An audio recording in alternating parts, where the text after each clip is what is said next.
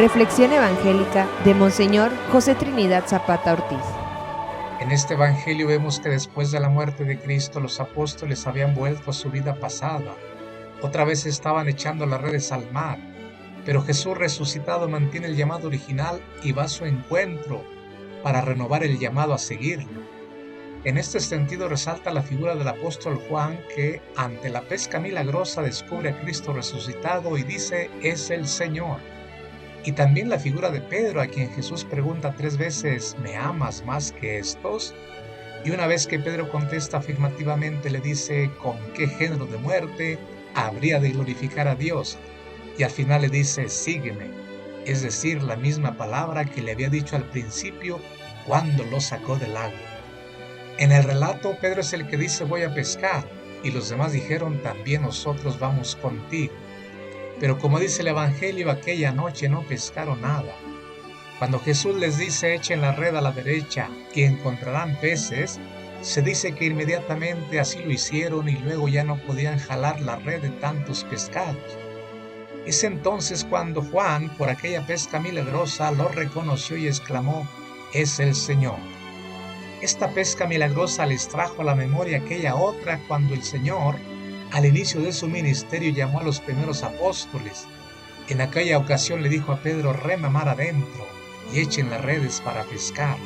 Y precisamente después de aquella pesca milagrosa, dejándolo todo, lo siguieron. Ahora Jesús reitera el llamado a seguirlo. Llama la atención que cuando Juan dijo: es el Señor, Pedro se anudó a la cintura la túnica y se echó al agua. Uno se pregunta qué significa esto. Podría ser que una vez que Pedro se ha dado cuenta que Jesús está resucitado, ya no tiene miedo. En este sentido, arrojarse al mar significaría estar dispuesto a todo, incluso a la muerte. En este caso, anudarse a la túnica podría significar, con palabras nuestras, que se fajó o se puso los pantalones para seguir a Jesús resucitado. En este sentido adquiere relieve que Jesús al final del diálogo le diga a Pedro: cuando seas viejo extenderás los brazos y otro te ceñirá y te llevará donde no quieras. Esto lo dijo para indicarle con qué género de muerte habría de glorificar a Dios. En el diálogo entre Jesús y Pedro resalta el tema del amor. Pedro había negado a Jesús 3 veces y ahora Jesús 3 veces le pregunta, en medio de los otros discípulos: ¿me amas más que estos? En las 3 respuestas Pedro contesta afirmativamente, pero en la última se dice que se entristeció y dijo: Señor, tú lo sabes todo, tú sabes que te quiero. Después de las respuestas de Pedro, el Señor le dijo: apacienta mis corderos, pastorea mis ovejas.